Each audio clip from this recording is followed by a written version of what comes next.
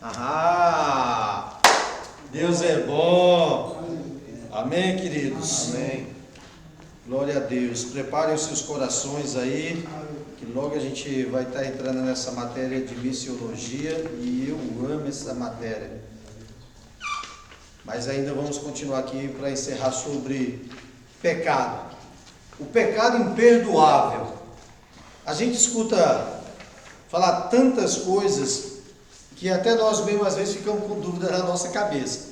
Então hoje você vai aprender, aprimorar, entender bem, para que você não tenha dúvida e possa ajudar os outros com dúvida. Porque até a gente entende que é blasfêmia com o Espírito Santo, mas quando chega na hora de entender blasfêmia, aí dá um nó. Então vamos lá. O pecado imperdoável, na sua página 61. Diferentes passagens das Escrituras falam de um pecado que não pode ser perdoado, sendo impossível a mudança de coração depois de havê-lo cometido, e pelo qual não se deve orar. Por isso vos declaro, todo pecado e blasfêmia serão perdoados aos homens, mas a blasfêmia contra o Espírito não será perdoada. Se alguém proferir uma palavra contra o Espírito Santo, não lhe será isso perdoado, nem neste mundo, século, nem no porvir. Então vamos entender algumas opiniões sobre esse pecado. Durante os séculos têm surgido as mais diversas opiniões a respeito da natureza do pecado para o qual não há perdão. Por exemplo, Jerônimo e Crisóstomo pensaram que esse era um pecado cometido unicamente pelos contemporâneos de Jesus, durante o seu ministério terreno. Eles pensavam que era só naquela época lá, só os contemporâneos de Jesus e pronto. Agostinho e alguns teólogos luteranos e escoceses ensinaram que esse pecado consistia da impertinência que persiste até o fim, ou seja, continua até o dia da morte e não há um arrependimento. Anos depois da reforma, alguns teólogos luteranos ensinaram que só as pessoas regeneradas estão sujeitas ao pecado de blasfêmia contra o Espírito Santo. Então, esses são alguns ensinos que foram dados. Qual é a nossa ideia? Nossa opinião? O conceito reformado quanto ao pecado imperdoável, ou seja, o de blasfêmia contra o Espírito Santo, é que o que melhor se harmoniza com a opinião que temos a respeito do assunto é: esse pecado consiste na rejeição consciente, maliciosa e voluntária da evidência e convicção do testemunho do Espírito Santo. Entendam bem. Esse pecado de blasfêmia consiste na rejeição consciente. Uma palavra, ou a palavra mais forte que a Bíblia apresenta, chama-se rejeição, ou renegar, que tem o mesmo sentido. Rejeição no sentido de abandono, ou rejeição no sentido de desprezo. Renegar no sentido de quebrar, desfazer. Então, é uma das palavras mais fortes que existe, é rejeição. Então, o pecado de blasfêmia consiste na rejeição consciente. Eu sei, eu tenho consciência, mas eu rejeito. Maliciosa e voluntária, ou seja, por livre e espontânea vontade, da evidência e da convicção do testemunho do Espírito Santo, com respeito à graça de Deus manifesta em Jesus. Esse pecado não consiste em duvidar da verdade manifesta e em impor Cristo, nem simplesmente negá-la mas sim em contradizê-la.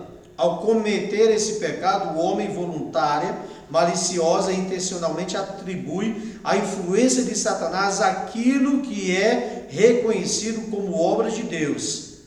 Em suma, esse pecado não é outra coisa senão uma deliberada ou liberalmente ultraje ao Espírito Santo. É uma declaração audaz de que o Espírito Santo é um espírito maligno, que a verdade é mentira e que Cristo é Satanás. Resumidamente é isso. Não está naquela dos saduceus lá, os doutores da lei que falavam que ele expulsava Satanás por Beelzebub? Sim, aquilo é uma blasfêmia. Exatamente, né? Ali tá é atribuir a obra do Espírito, a Satanás. resumidamente a obra de Deus, a obra do Espírito Santo, a um demônio. Quando o Deus está usando um profeta, alguém vira e fala: isso aí não é Deus, não, isso é demônio. Pode ser. Pode ser de certa maneira, mas aqui se refere mais caracteristicamente à obra do Espírito Santo. Não deixa de ser. Agora, quando você está sendo usado pelo Espírito Santo, seja numa cura, num milagre, ou até mesmo na profecia, e há um julgamento de sentença, deliberado, consciente, e a pessoa atribui aquela obra a um demônio, mais especificamente como o pastor falou, isso está fazendo, não é Deus não, é Beelzebub, é Satanás que está usando ele. Então é esse pecado. Esse pecado é imperdoável porque na sua gravidade supera os méritos da obra que Cristo efetuou na cruz do Calvário, ou porque foge dos limites do poder restaurador, mas porque nos domínios, mais do que nos domínios do pecado, há certas leis e ordenanças estabelecidas e mantidas por Deus. Esse pecado é tão grave que aqueles que o têm cometido rapidamente manifestam um desafeto, ódio e ira contra Deus. Então você pensa assim, então porque pecou não pode ser perdoado? Não pode ser perdoado porque a pessoa que faz um pecado desse, o coração dele já está tão cheio de ódio de Deus que nunca ele vai atrás do arrependimento. Ele não busca. Eu já ouvi de uma pessoa, certa ocasião, que falou assim: o único Deus, falando de mim, eu falando de Jesus, falou assim: eu não aceito, não acredito que Deus é o Espírito Santo te usa, porque o único Deus que eu sei e reconheço, e bateu no bolso e falou: é meu dinheiro. O dono da firma de que eu trabalho. Ele não Baal. acredita, ele acredita no bolso Então, dele. Deus dele é Baal. Baal. De que o crente pode... deixa eu achar aqui. De que o crente pode cometer esse pecado e cair em declarada apostasia e ensino implícito, é o ensino implícito no texto seguinte. Então vamos ler o texto aí, ó. É impossível, pois, que uma vez foram iluminados e provaram do dom celestial e se tornaram participantes do Espírito Santo e provaram a boa palavra de Deus e os poderes do mundo vindouro e caíram, sim, é impossível outra vez renová-los para o arrependimento, visto de que de novo estão crucificando para si mesmo o Filho de Deus e expondo a ignominia, ao desprezo. Como que alguém conhece a Jesus, andou com Jesus, conheceu Jesus e blasfema contra ele, dizendo que toda aquela obra que ele viu, viveu, conheceu, mergulhou, provou, é obra de demônio? Como que essa pessoa vai buscar esse arrependimento? E se quem convence é o Espírito Santo, como que o Espírito Santo vai convencer uma pessoa dessa? Passou, mas estava na igreja, saiu e cometeu tudo isso. Ele nunca foi salvo. Ele nunca provou do verdadeiro amor de Cristo. Ninguém nunca pode sair de onde nunca esteve, né? A respeito disto, disse o saudoso pastor e escritor João de Oliveira, que, pecando o homem contra Deus, vem Jesus para conduzi-lo de volta a Deus. Havendo pecado contra Jesus, vem o Espírito Santo e reconcilia o pecando, reconcilia com Deus, com Jesus. Mas pecando o homem contra o Espírito Santo, quem vai reconciliá-lo? Se é o Espírito Santo que convence o homem, que restaura o homem. Pecado, justiça. Ele pecou contra Deus. Deus vai lá, Jesus vai lá e reconcilia ele. Aí ele pecou contra Jesus. Aí o Espírito Santo vai lá e reconcilia ele com Jesus. Aí ele pecou contra o Espírito Santo. Quem vai reconciliar ele agora?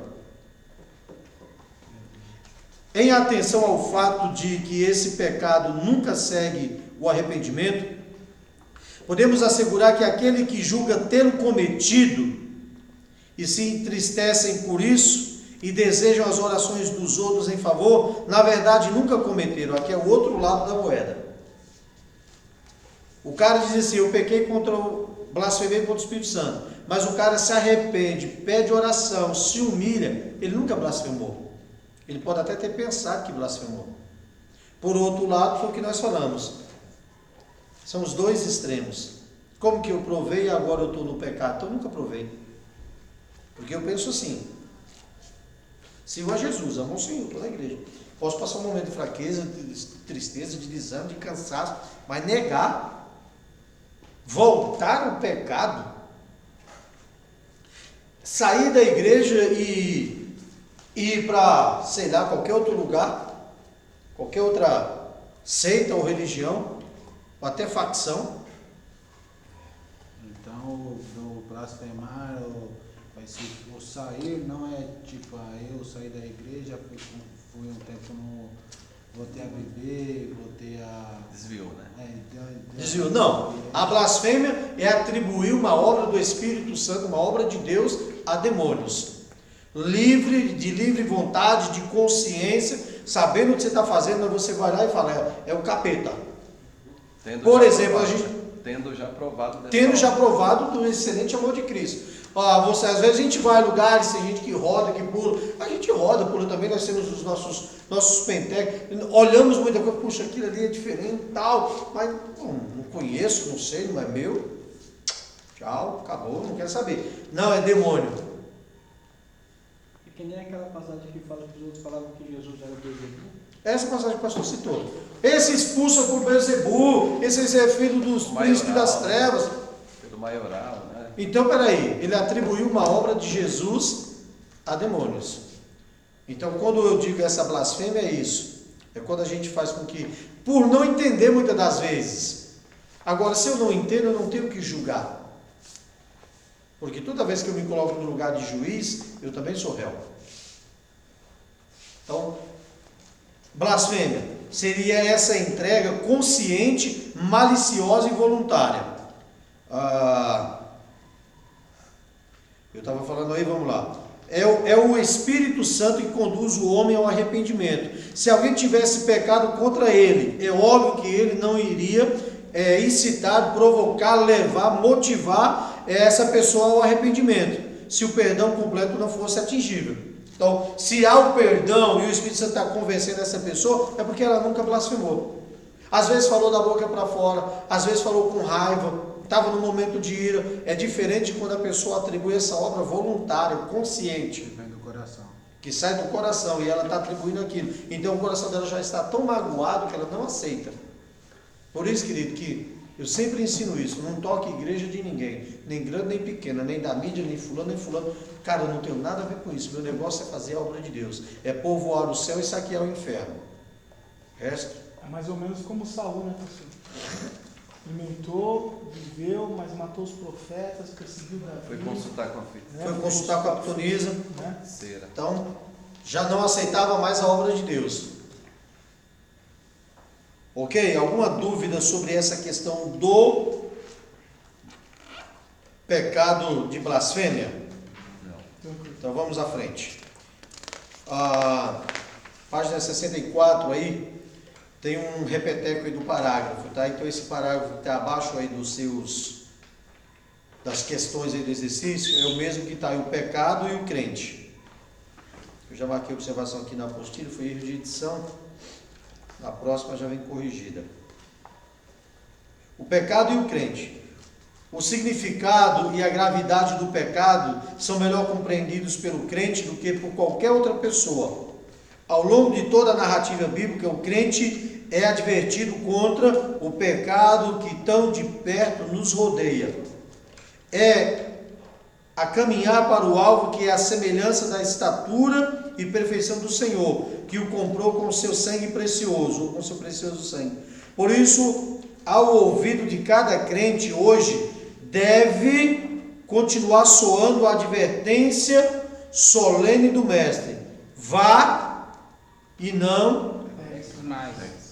Então sempre vocês vão ouvir, hoje menos, como eu falei, hoje a igreja não quer falar de pecado, porque tem medo de perder. Já está tão pouco, né? Já está um pouco, então os caras já não querem falar de pecado. Irmãos, eu vou continuar falando de pecado. Nem de dinheiro, né? Eu vou continuar ensinando. Nós não estamos aqui para confrontar a pessoa, nós estamos aqui para ensinar. Porque de que adianta ela ter 200, 300, 400 pessoas e quando chegar no juízo Deus falar: me dá as tuas almas, me dá as tuas ovelhas. Aí você chega lá, tem 3. Aí o Senhor falou assim: peraí, como é que é? Ele falou: não, tinha 300 então, 297 você não ensinou. Hoje eu estava conversando com um pastor. amigo meu, ele falou que estava com 8 pessoas na igreja. Uma igreja grande. Tinha quase 100, não tão grande, né? Mas é. Hoje com 8 pessoas. E muito crente vai se converter agora, viu? Muito crente, escuta o que eu disse, muito crente vai se converter agora, porque até agora não havia uma conversão verdadeira. É possível o crente pecar? Para muitos crentes, a descoberta de que após aceitar Jesus ainda estava sujeito ao pecado foi tão extraordinário quanto o próprio fato de agora saberem que eram novas criaturas. De que é possível o crente pecar é assunto que ele salienta em toda a Escritura. Só no Novo Testamento há capítulos inteiros, como por exemplo Romanos 7:8, que mostram o conflito interior do crente entre a sua natureza divina, que nele habita, mostrando a possibilidade do crente vir a pecar. Vem ao caso citarmos outra vez 1 de João 1:8. Se dissermos que não temos pecado, enganamos a nós mesmos e não há verdade em nós. Se confessarmos os nossos pecados, todos pecam, querido. Todo mundo está sujeito a pecar. Mas tem que confessar. Uma das grandes surpresas que aconteceu na nossa atualidade é saber que crente fica endemoniado. Pensavam que não podia. Né? Pensavam que não podia, é igual essa questão do pecado. Então fique atento. Mostrando no texto 3 desta mesma lição, que pecado no singular, citado no verso 8, é uma referência direta à natureza caída do homem, de onde provém todos os pecados. Já no plural, no verso 9, é evidente que o crente possui duas naturezas: a natureza caída, sujeita ao pecado, e a natureza divina, que é a restauração. Essa última é implantada no crente através da sua ligação com Cristo, que é a videira verdadeira, sobre o qual fala João 15. Enquanto a primeira natureza estiver subjugada, o crente será levado de vitória em vitória. Ou seja, quanto mais você dominar a velha natureza, quanto mais você levantar a natureza divina, quanto mais... Ah, pastor, você é besta. Não, querido, eu já ouvi muito isso, pessoal. Você é muito besta. O senhor perdoa, você deixa para lá. Não. Olho por olho, dente por dente. Aí nós olhamos para Jesus, né? Ferra, e eu, cara, mais do que fizeram com Jesus, uma traiçãozinha nada para mim, perto do que fizeram com Jesus, nem jogaram pedra em mim ainda. Então. Quanto mais a sua natureza pecaminosa morrer, mais a sua natureza divina vai crescer. Mas isso depende só de você. Qual é a causa do pecado no crente? São muitas as causas por que o crente é levado à prática do pecado. Porém, vamos citar apenas as 3 principais. Talvez você tenha outras aí mais principais do que essa. Ou pelo menos as mais conhecidas. A natureza pecaminosa, que está aí, Romanos 8. A falta de oração e a falta de estudo da palavra. Se o crente relaxar no hábito de orar e de ler a palavra e de estudar as escrituras, está incorrendo em sérios riscos espirituais, podendo se tornar presa fácil dos laços do adversário. Segredo para vencer o pecador: qual é a causa que leva muito crente a pecar? Falta de oração e falta de leitura e estudo da palavra. Por que fica culpando a pandemia? Aí culpa a pandemia. Irmão, Né? põe culpa em tudo. Ah, o culpa é a televisão. Meu amigo, se você não pode ter canal por assinatura que você peca, vende ou cancela a sua TV por assinatura, corta. Corta a mão. Se o seu celular te faz pecar, não põe internet. Se põe internet, não põe WhatsApp, põe só para fazer ligação, sei lá. Se o problema é o teu aparelho celular que faz pecar, quebra o seu celular e fica sem. Tira o chip, apaga todas as informações e traz de oferta. É o Facebook? Tira. É o Facebook, não é Facebook. Irmãos, rede social não me domina. Eu uso internet o dia inteiro porque eu trabalho com ela. Eu anuncio, eu vendo, eu falo com vocês, eu tenho igreja. Mas me dominar, celular no pé da minha cama, eu até a hora que eu sento na cama, se eu estiver falando com alguém. Tem os meninos que estão aqui, estou falando com eles lá, eu durmo em torno de 11h30, meia-noite, é o meu horário de dormir. 10 para meia-noite, meia-noite e pouco. Então eu estou ali, falei com alguém que eu estava falando, já desliga a internet, põe do lado, acabou. Se alguém precisar falar comigo de urgência, me liga, porque se depender de zap, Levanto 6 horas da manhã, faço meu devocional, oro, leio a Bíblia, aí ligo o celular, vou lá, coloco o devocional nos grupos, compartilho, mando palavra, coloco na rede chamado dos ministros, dos pastores, a palavra acabou, venho trabalhar. Agora tem gente que não consegue. Não consegue estudar, não consegue ler um livro. Virou Deus, né, pastor? Virou um Deus. Aquele que te domina, né? Virou Deus. Então, Onde está o vosso tesouro, né? aí é que você tem que controlar. Qual é a causa do pecado? A natureza pecaminosa e a falta de oração, de leitura da palavra e de estudo. Quais as consequências do pecado na vida do crente? Eita Deus, vamos lá. Tem muito, hein? Dentre as muitas, a perda da comunhão com Deus. Tem crente que quando ele chega na igreja, os primeiros louvores é aquecimento. Aí vai aquecendo, vai animando, aí no segundo louvor ele já está orecanta, alabaxê, aí no terceiro ele já está decantando, abarralabaias. Ele não chega com o coração aceso, tem que ter um período de aquecimento. Carro velho, né? Isso é carro velho, isso é falta de comunhão. Falta de empurrão. Mas eu falo em língua em tudo quanto é lugar, dentro do carro, na rua. Esses dias eu estava indo para o Itaí, eu comecei a entrar num manto lá, de cantarabatê, e aí eu distraí lá dirigindo, e eu ia bem devagarzinho, o vidro trava abaixo e tinha uma viatura e eu não vi. Os policiais estavam numa esquina lá, e eu passando bem devagarzinho, quando eu diminui para passar no buraco, na emenda das duas pistas, aí o policial olhou para dentro, aí quando eu virei, eu chorando. Aí um olhou pro outro e falou, bom, não mandou parar, vou continuar. Eu falei, cara, o cara deve ter falado, esse maluco tá muito louco, dentro do carro chorando aí sozinho, então ligou com a mulher. É a tua comunhão com Deus que te leva para perto dele, ou é a tua ausência de comunhão com Deus que te leva para perto do pecado. Segundo, os inimigos encontram oportunidade de blasfemar de Deus. Terceiro, perda do galardão. Existe uma doutrina que pouco crente estuda, chama-se doutrina dos galardões. Tem crente que vai entrar no céu só com uma coroa, mais nada. Ainda vai ser uma coroazinha basiquinha, simplesinha, bonitinha e tal, mas... Aquela de papelão ainda. Aquela de papelão brilhoso. Aquela... Tem crente que vai entrar no céu, vai receber uma coroa grandona, vai receber lauréis, correntes, vai receber brasões, e tem crente que vai chegar lá sem nada. Qual é o que te define isso? É a tua intimidade com Deus. Terceiro, quarto, possível morte, porque o salário do pecado é a morte. Quarto, quinto, será? Maus exemplos. Testemunho. Irmão, testemunho fala mais forte do que qualquer mensagem que você pregar. Eu não falei para ninguém na minha rua, eu mudei há pouco tempo, né? Eu vendi a minha cobertura, né, que era na Coab Cidade Tiradentes, e eu vendi meu apartamento e comprei uma casinha, né? Eu não falei para ninguém que eu era crente.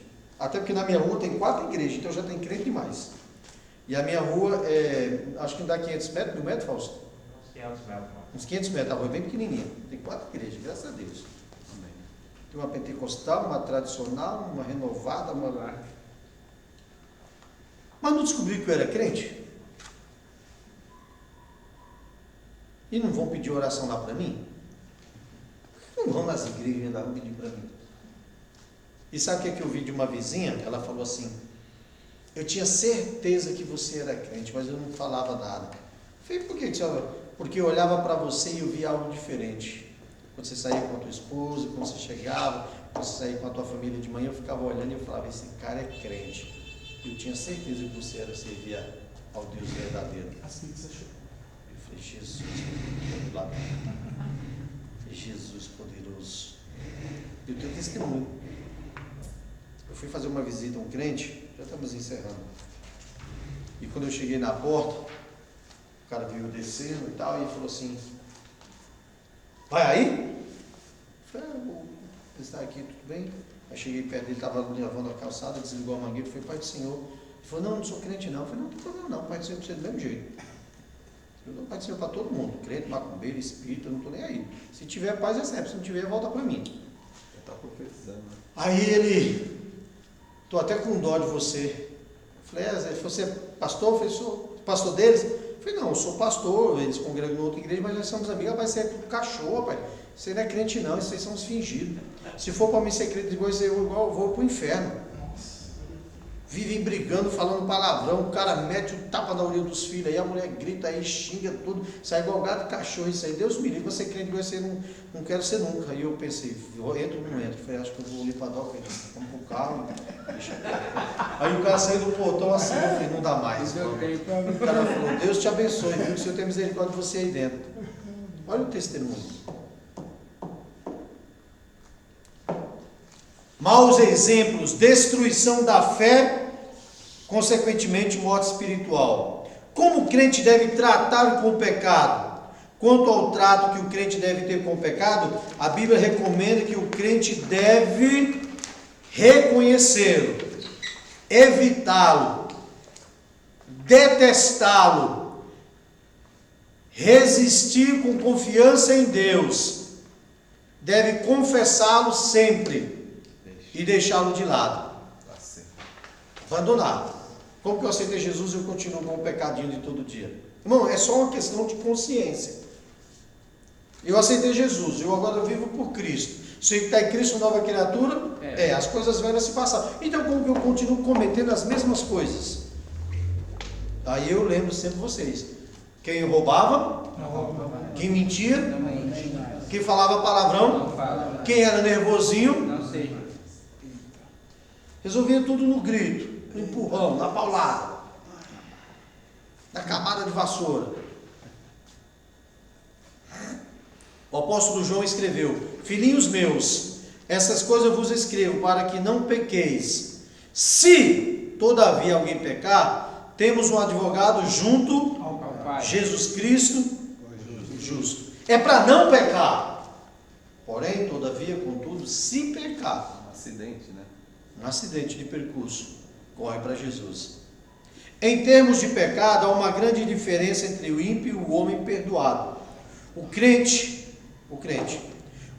o crente pode acontecer um desastre espiritual, enquanto que o ímpio é um desastre em si mesmo, procurando onde acontecer. Ainda que haja diante do crente a possibilidade de pecar, ele sabe que não vale a pena pecar. Ele sabe que o salário do pecado é a morte, por isso evita. O pecado, que antes lhe era uma regra, hoje lhe é uma exceção, que o pastor falou, é um acidente. Foi por isso que o apóstolo João escreveu: se todavia alguém pecar. O crente não foi libertado a continuar no pecado, contudo está sujeito à sua influência. Se ele pecar e confessar o seu pecado, ele será restaurado imediatamente à comunhão com Deus. Eu não sou um pecador tentando acertar, eu sou um santo lutando para não pecar. Então, a partir do momento que você aceita Jesus, você confessa e você vem para Jesus, tudo muda. Então, a postura que nós assumimos agora é de santos diante do Senhor. Por isso eu queria que você fizesse todos os exercícios. Tem duas provas geral, além da que está na apostila aí, do primeiro módulo, do segundo módulo, que eu vou passar para vocês fazerem depois. Não pense que eles vão fazer só essas provinhas que estão aí. Não esquece que bem no final aí tem a prova mesmo, tá? Tem os exercícios e tem a prova no final. Então, não deixem de observar, não deixem de fazer, porque o conhecimento aqui, esse momento de aula, é pequeno. O seu grande conhecimento vem quando você estuda em casa. Amém? Quero abençoar vocês no nome de Jesus. E na terça-feira voltaremos com a matéria nova aí, a missiologia. Vamos entender sobre essa questão de missões e a ciência da missão, do estudo. E temos bons testemunhos dentro dessa matéria.